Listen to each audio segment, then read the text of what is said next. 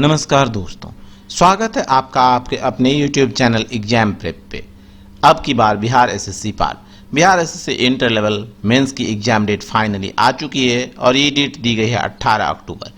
लगभग 1 महीने 10 दिन का समय है, तो मैं अपने चैनल पे स्टार्ट कर रहा हूँ crash course video number 1 GK के 50 MCQs लेके हाजिर हूँ मैं।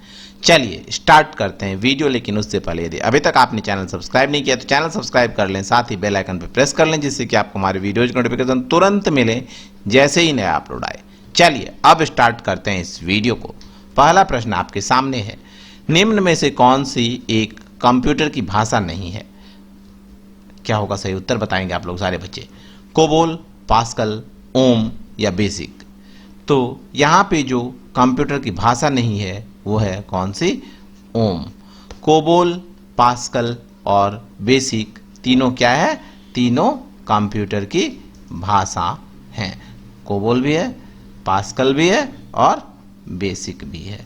ठीक है, चलिए प्रश्न संख्या 2 है, मनुष्य के शरीर का सामान्य तापमान कितना होता है? और आपके ऑप्शंस हैं 37 degree Fahrenheit, 37.6 degree Fahrenheit, 98.6 degree Fahrenheit या फिर 40 डिग्री फ़ारेनहाइट।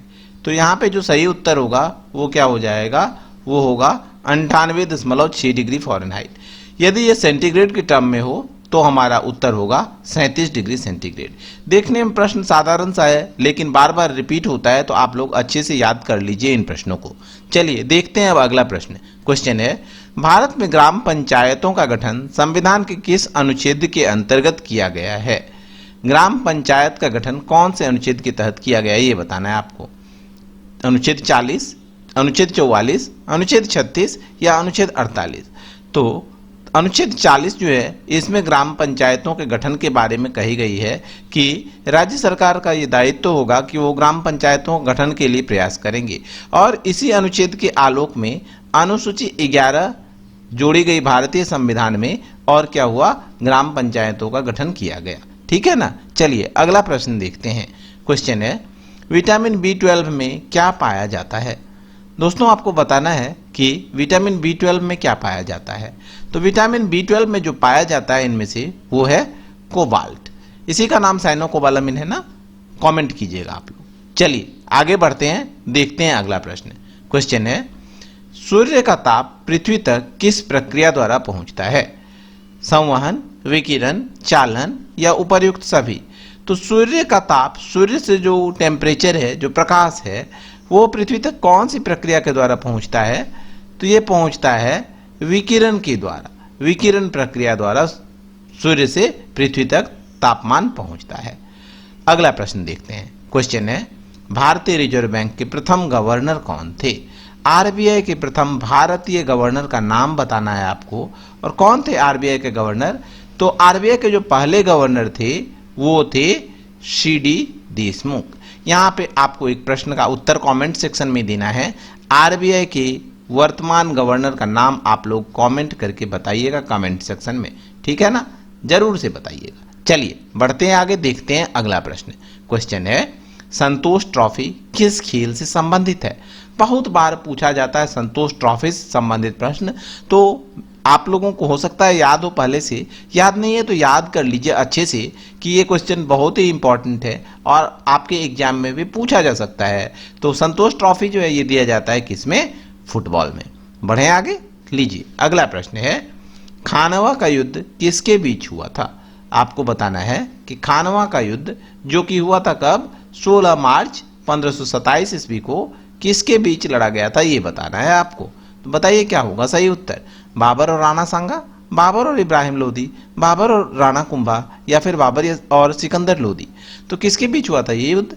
तो ये युद्ध हुआ था बाबर और राणा सांगा के बीच। आपको कमेंट में बताना है कि राणा सांगा कहाँ के राजा थे। ठीक है ना। अगला प्रश्न देखते हैं। क्वेश्चन है, तेरापंथी संप्रदाय किस धर्म से संबंधित है? तेरापंथी संप्रदाय नाम सुना है आपने? ये बताना है कि किस धर्म से संबंधित है। सिख धर्म, जैन धर्म, बौद्ध धर्म या फिर वैष्णव धर्म? तो तेरापंथी संप्रदाय जो है ये संबंधित है किससे? जैन धर्म से, दिगंबर जैन से ये संप्रदाय संबंधित है। दिगंबर और श्वेतांबर आपने पढ़ा होगा। चलिए आगे बढ़ते हैं, देखते हैं अगला प्रश्न। क्वेश्चन है, ब्रह्म समाज की स्थापना किसने की थी? आपको बताना है कि ब्रह्म समाज की स्थापना किसके द्वारा की गई थी। तो बच्चों यहाँ पे क्या होगा सही उत्तर, बताइए इन चारों में से किसने की थी ब्रह्म समाज की स्थापना? तो ये की गई थी राजा राम मोहन राय के द्वारा ब्रह्म समाज की स्थापना की गई थी 1828 ईस्वी में। यही है ना ईस्वी? कंफर्म करके कमेंट में बताइएगा। चलिए अगला प्रश्न देखते हैं। भारत में सर्वाधिक लंबी तटरेखा वाला राज्य कौन सा है? सर्वाधिक लंबी तटरेखा किस राज्य की है भारत में, ये बताना है आपको। तो यहाँ पे जो ऑप्शंस हैं इसमें से बताने हैं, बताइए क्या होगा सही उत्तर। तो यहाँ जो सही उत्तर हो जाएगा वो होगा गुजरात। ऑप्शन नंबर सी है बच्चे इस प्रश्न का सही उत्तर। अगला प्रश्न देखते हैं। क्वेश्चन है, राजस्थान में राज्यसभा की कितनी सीटें हैं? राजस्थान जो है अभी चर्चा में था, सरकार जानते जाते बची। सचिन पायलट ने विद्रोह कर दिया था, पता होगा आपको, नाराजगी थी मुख्यमंत्री अशोक गहलोत से। तो सचिन पायलट और अशोक गहलोत के बीच रस्साकसी चल रही थी। तो इसीलिए ये प्रश्न आ रहा है यहाँ पे कि राजस्थान में राज्यसभा की कितनी सीटें हैं। तो क्या होगा सही उत्तर? तो राजस्थान में राज्यसभा की कुल सीटें कितनी है? 25? नहीं, 25 नहीं है, 25 तो है लोकसभा की सीटें। कुल राज्यसभा की सीटें हैं 10। ठीक है, आगे बढ़ते हैं, देखते हैं अगला प्रश्न। क्वेश्चन है, हर्षचरित की रचना किसने की? चरित्र नहीं होगा, हर्षचरित की रचना किसने की? ठीक है ना, हर्षचरित की रचना किसने की? हर्षवर्धन, बाणभट्ट, भवभूति या दंडी? तो हर्षचरित की रचना की गई थी बाणभट्ट के द्वारा। हर्षवर्धन के बारे में इसमें बताया गया है। अगला प्रश्न देखते हैं। क्वेश्चन है, भारतीय संविधान में कुल कितने मूल कर्तव्य हैं? भारतीय संविधान में मूल कर्तव्यों की संख्या बतानी है आपको। तो क्या होगा सही उत्तर? बचपन से पढ़ा होगा आपने अपने किताब में, जो बुक है एनसीईआरटी की, उसके पहले पन्ना पे लिखा रहता है मूल कर्तव्य। तो वहाँ पे आपने पढ़ा होगा कुल कितने मूल कर्तव्य हैं। तो बच्चे इसका जो सही उत्तर है वो क्या है? वो है ऑप्शन नंबर सी, 11 मूल कर्तव्य हैं। ये मूल कर्तव्य जो है कब जोड़े गए थे? 42वें संशोधन द्वारा जोड़े गए थे 1976 ईस्वी में, और 86वें संशोधन द्वारा 11वां मूल कर्तव्य जोड़ा गया था। यहाँ पे ये भी प्रश्न बनता है कि मूल कर्तव्य किस समिति की सिफारिश के आधार पर जोड़े गए थे? तो आपको याद रखना है कि ये जोड़े गए थे स्वर्ण सिंह समिति की सिफारिश के आधार पर। याद रहेगा ना? चलिए अगला प्रश्न देखते हैं। क्वेश्चन है, अग्निशमक के रूप में किस गैस का प्रयोग किया जाता है? अर्थात फायर एक्सटिंग्विशर, अग्नि बुझाने के लिए जो फायर एक्सटिंग्विशर्स होते हैं उसमें कौन सी गैस होती है, ये बताना है आपको। तो बच्चे इस प्रश्न का सही उत्तर क्या होगा? इसका सही उत्तर होगा carbon dioxide. Carbon dioxide gas का प्रयोग किया जाता है अग्निशमक में। ओके, अगला प्रश्न देखते हैं। क्वेश्चन है, शरीर में श्वेत रक्त कणिकाओं का क्या कार्य है? श्वेत रक्त कणिका अर्थात WBC का क्या कार्य है? तो WBC जो है ये रोग, शरीर की प्रतिरक्षा क्षमता बढ़ाता है। शरीर की प्रतिरक्षा क्षमता बढ़ाने का काम आता है। प्रतिरक्षा क्षमता मतलब रोगों से लड़ने की क्षमता, संक्रामक रोगों से लड़ने की क्षमता, जीवाणु विषाणु द्वारा जो रोग फैलते हैं उससे लड़ने की क्षमता बढ़ाते हैं। क्या चीज? WBC। ओके, अगला प्रश्न देखते हैं। क्वेश्चन है, केंद्र व राज्यों के मध्य शक्तियों का विभाजन संविधान की किस अनुसूची में किया गया है? कितने वो हैं सूचियां? तो 3 सूचियां बनाई गई है। एक है संघ सूची, जिसपे कि कानून बनाने का अधिकार संघ सरकार अर्थात केंद्र सरकार को है। दूसरी है राज्य सूची, जिसपे कि कानून बनाने का अधिकार किसे है? राज्य की सरकारों को है। तीसरी है समवर्ती सूची, जिसपे कानून बनाने का अधिकार दोनों ही सरकारों को है अर्थात केंद्र सरकार व राज्य सरकार को। लेकिन यदि कानून में भिन्नता हो तो केंद्र द्वारा जो कानून बनाया जाता है वो कानून वैध माना जाता है। प्रश्न संख्या 18 है, किस ग्रह की घूर्णन गति पृथ्वी की घूर्णन गति के विपरीत दिशा में होती है? आपको बताना है कि बुध, अरुण, मंगल और वरुण में से कौन से ग्रह की गति पृथ्वी की गति की जो घूर्णन की दिशा है उसके विपरीत है। तो क्या होगा यहाँ पे सही उत्तर? यहाँ पे सही उत्तर हो जाएगा अरुण। अरुण अर्थात कौन सा ग्रह हुआ? जिसका दूसरा नाम है क्या? यूरेनस। यूरेनस की घूर्णन गति पृथ्वी की घूर्णन गति की विपरीत दिशा में है। और एक ग्रह है, वो कौन सा ग्रह है? वो है शुक्र अर्थात वीनस। ठीक है, याद रखेंगे दोनों ग्रहों के नाम। बढ़ते हैं आगे, देखते हैं अगला प्रश्न। क्वेश्चन है, बेरिंग जल संधि किन 2 देशों को जोड़ती है? बेरिंग जल संधि किन 2 देशों को जोड़ती है? तो बताइए क्या होगा सही उत्तर? तो बेरिंग जल संधि जो है ये जोड़ती है किसको किसको? रूस और अमेरिका को।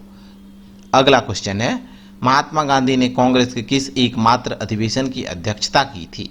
गांधी जी द्वारा एक ही बार कांग्रेस की अध्यक्षता की गई और वो अधिवेशन कौन सा था? वो अधिवेशन था बेलगाम अधिवेशन 1924 ईस्वी में। ओके, अगला प्रश्न देखते हैं। अब क्वेश्चन है, मुख्यमंत्री अपना त्यागपत्र किसे देता है? मुख्यमंत्री को यदि त्यागपत्र देना हो तो वो किसे सौंपते हैं, ये बताना है आपको। तो बच्चे, इस प्रश्न का जो सही उत्तर होगा वो क्या होगा? वो होगा राज्यपाल को। मुख्यमंत्री की नियुक्ति कौन करते हैं? मुख्यमंत्री को शपथ कौन दिलाते हैं? तो राज्यपाल ही शपथ दिलाते हैं, तो त्यागपत्र भी उन्हीं को ये समर्पित करते हैं। अगला प्रश्न है, महात्मा बुद्ध का जन्म कहाँ हुआ था? ये सारे क्वेश्चंस इंपॉर्टेंट हैं, लेवल डिफरेंट टाइप्स के हैं, सारे क्वेश्चन टाइप्स के आधार पे हैं। जैसा कि आपके एग्जाम में आएगा तो वीडियो को पूरा देखिए और ये मत सोचें कि ये क्वेश्चन इजी है, ये क्वेश्चन टफ है। जो क्वेश्चन आपका आता है वो आपके लिए इजी है, यदि नहीं आता है तो मुश्किल है। तो ऐसा कोई भी प्रश्न नहीं होता है। ओके, महात्मा बुद्ध का जन्म कहाँ हुआ? तो महात्मा बुद्ध का जन्म हुआ था लुम्बिनी में। लुम्बिनी कहाँ है? नेपाल में है। ठीक है ना। अगला प्रश्न देखते हैं। क्वेश्चन है, निम्नलिखित में से किस राज्य में कोयले का उत्पादन सर्वाधिक होता है? पश्चिम बंगाल, उड़ीसा, मध्य प्रदेश और झारखंड में से कहाँ पे सबसे ज्यादा कोयले का उत्पादन होता है? तो कोयले का सबसे ज्यादा उत्पादन कहाँ पे होता है? ये होता है झारखंड में। दूसरे नंबर पे आता है उड़ीसा का नंबर। ठीक है, आगे बढ़े। चलिए, क्वेश्चन है, नाबार्ड का मुख्यालय कहाँ स्थित है? आपको बताना है नाबार्ड का मुख्यालय। नाबार्ड का फुल फॉर्म बता सकते हैं आप लोग? कमेंट कीजिएगा या मैं ही बता दूं? चलिए मैं ही बता देता हूं। National bank for agricultural and rural development. इसकी स्थापना कब हुई थी? इसकी स्थापना हुई थी 1982 ईस्वी में। और इसका मुख्यालय कहाँ पे? तो बच्चे, इसका मुख्यालय स्थित है मुंबई में। ठीक है, आगे बढ़ते हैं। अगला प्रश्न है, दिल्ली सल्तनत के वंशों का सही कालानुक्रम कौन सा है? दिल्ली सल्तनत के वंशों का सही कालानुक्रम बताना है आपको। बताइए क्या होगा सही उत्तर इस प्रश्न का? तो सबसे पहले आया गुलाम वंश, फिर खिलजी वंश, फिर तुगलक वंश, फिर सैयद और सबसे अंत में लोधी। ऑप्शन नंबर डी हुआ इस प्रश्न का सही उत्तर। बढ़ते हैं आगे, देखते हैं अगला प्रश्न। क्वेश्चन है, फिल्म सचिन ए बिलियन ड्रीम्स के निर्देशक का क्या नाम है? सचिन ए बिलियन ड्रीम्स के निर्देशक का नाम बताना है आपको। दिवाकर बनर्जी, जेम्स अर्स्किन, शिव कुमार अनंत या फिर अवधेश मोहला। तो यहां पे जो सही उत्तर होगा वो क्या है? वो है जेम्स अर्स्किन। इन्होंने इस फिल्म का निर्देशन किया था। सचिन ने भूमिका निभाई थी। सचिन के परिवार के चारों सदस्य इस फिल्म में हैं। ठीक है, आगे बढ़ते हैं। इसके अलावा महेंद्र सिंह धोनी, हर्ष भोगले इत्यादि भी इस फिल्म में है। अगला क्वेश्चन है, लोकसभा अध्यक्ष अपना त्यागपत्र किसे देता है? लोकसभा अध्यक्ष अपना त्यागपत्र किसे देता है ये बताना है आपको।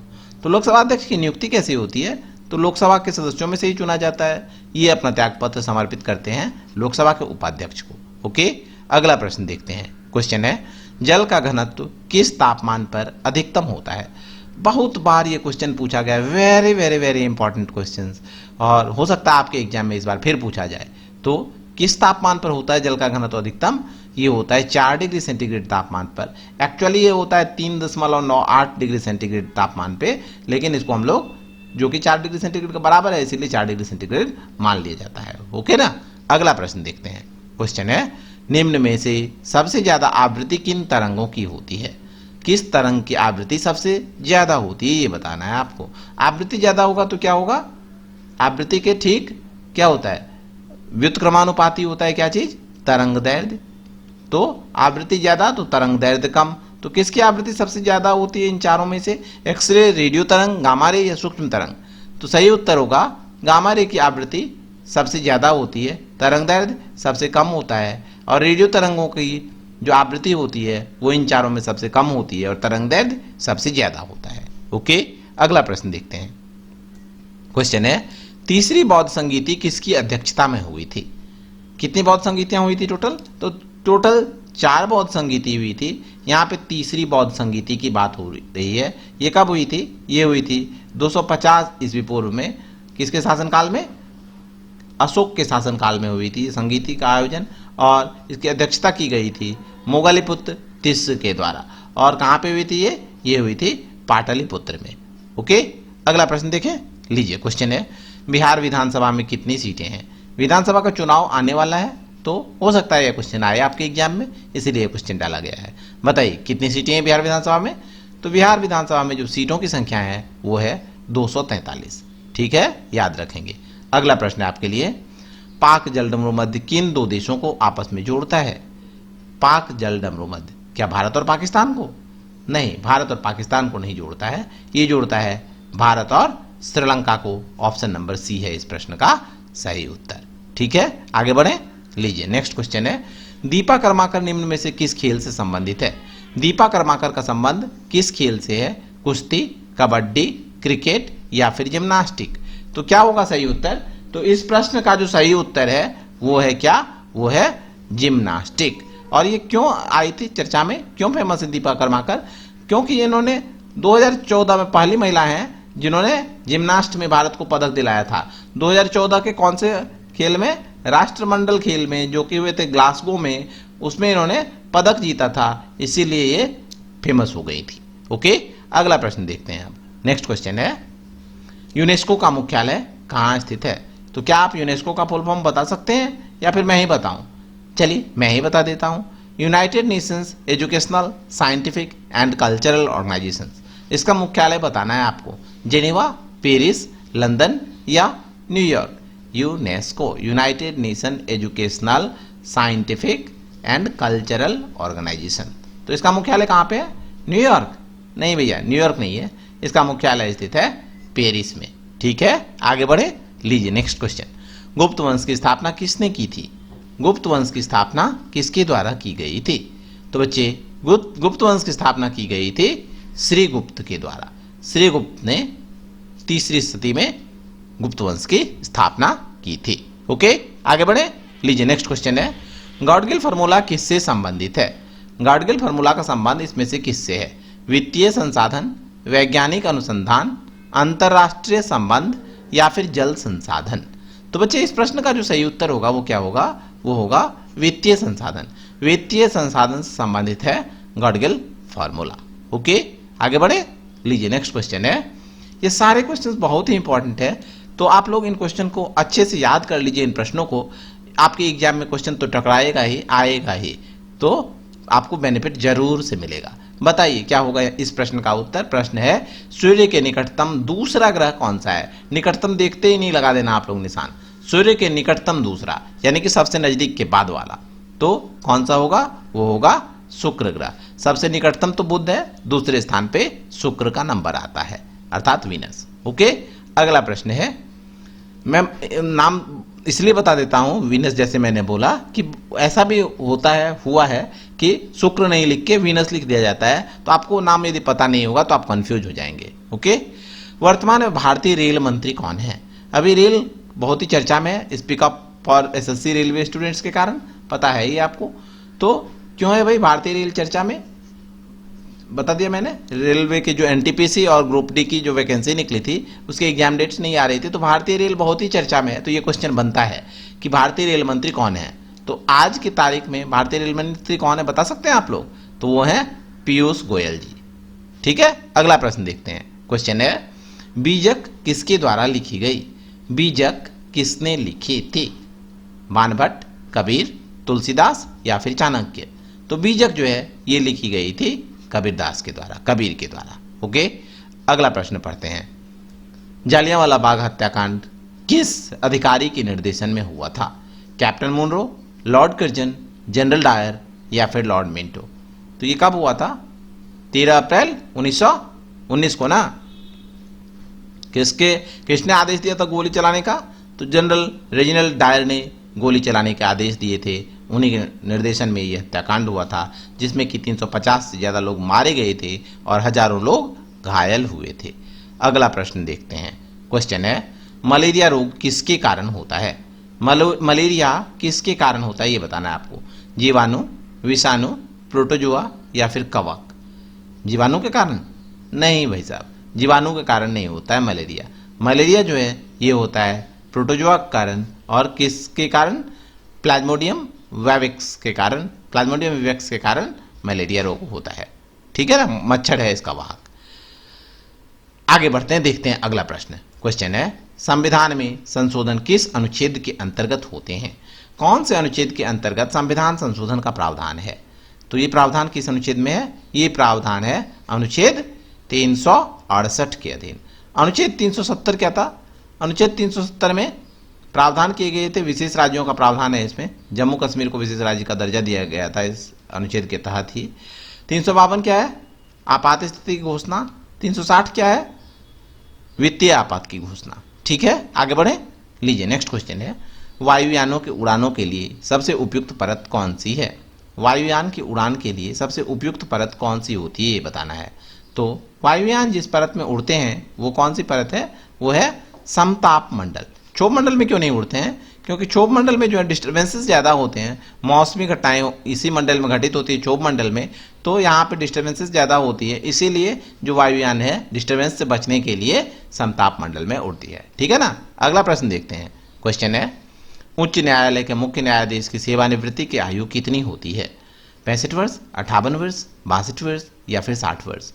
तो उच्च न्यायालय के जो मुख्य न्यायाधीश होते हैं उनकी सेवानिवृत्ति की आयु है 62 वर्ष। कितनी है? 62 वर्ष। केवल मुख्य न्यायाधीश नहीं, बाकी न्यायाधीशों की भी सेवानिवृत्ति की आयु 62 वर्ष ही है। जब संविधान लागू हुआ था तब ये था 60 वर्ष। 15वें संविधान संशोधन के द्वारा 1963 ईस्वी में इसको बढ़ा के 62 वर्ष कर दिया गया। ओके, आगे बढ़ते हैं। क्वेश्चन है, भारत का जो राज्य 3 ओर से बांग्लादेश से घिरा है वो कौन सा है? 3 ओर से बांग्लादेश से, 3 तरफ से बांग्लादेश से घिरा राज्य, तो वो राज्य कौन सा है? वो है त्रिपुरा। ठीक है, आगे बढ़ते हैं। क्वेश्चन है, कुचिपुड़ी किस राज्य का शास्त्रीय नृत्य है? कुल 8 शास्त्रीय नृत्य हैं, फेमस शास्त्रीय नृत्य, उसमें से कुचिपुड़ी एक है, तो वो किस राज्य का ये बताना है आपको। तो बच्चे इसका जो सही उत्तर है वो है आंध्र प्रदेश। नृत्य से संबंधित क्वेश्चन भी आता है, तो ये क्वेश्चन भी इंपॉर्टेंट है, पूछा जाता है विभिन्न एग्जाम्स में। चलिए आगे बढ़ते हैं, देखते हैं अगला प्रश्न। क्वेश्चन है, नाथुला दर्रा निम्न में से किस राज्य में है? नाथुला दर्रा किस राज्य में ये बताना है आपको। जम्मू कश्मीर, सिक्किम, उत्तराखंड या हिमाचल प्रदेश? तो बच्चे इसका जो सही उत्तर है वो है सिक्किम में। अभी भारत और चीन के बीच तनाव चल रहा है ना, तो ये दर्रा भी सिक्किम में ही स्थित है। आगे बढ़े। लीजिए नेक्स्ट क्वेश्चन है, भारतीय संविधान में एकल नागरिकता की संकल्पना किस देश से ली गई है? सिंगल सिटीजनशिप का प्रावधान कौन से देश से लिया गया है? तो कहां से लिया गया है बता सकेंगे आप लोग? तो सिंगल सिटीजनशिप का प्रावधान लिया गया है बच्चे इंग्लैंड के संविधान से। कौन से देश के संविधान से? इंग्लैंड के संविधान से सिंगल सिटीजनशिप का प्रावधान लिया गया है। आगे बढ़े। चलिए देखते हैं अगला प्रश्न। क्वेश्चन है, स्कर्वी रोग किस विटामिन की कमी से होता है? स्कर्वी रोग है किस विटामिन की कमी से होता है ये बताना है आपको। इंपॉर्टेंट क्वेश्चन है ये, काफी बार पूछा गया है विभिन्न एग्जाम्स में, तो अच्छे से याद कर लीजिएगा। स्कर्वी ये होता है विटामिन सी की कमी से। शॉ से हुआ स्कर्वी, याद रखना है आपको। सी, सौ आ गया और यहाँ पे स्कर्वी। ओके, आगे बढ़ते हैं, देखते हैं क्वेश्चन नंबर 50। पटना में गोलघर का निर्माण कब किया गया था? गोलघर का निर्माण किस ईस्वी में हुआ था ये बताना है आपको। तो ये हुआ था कब?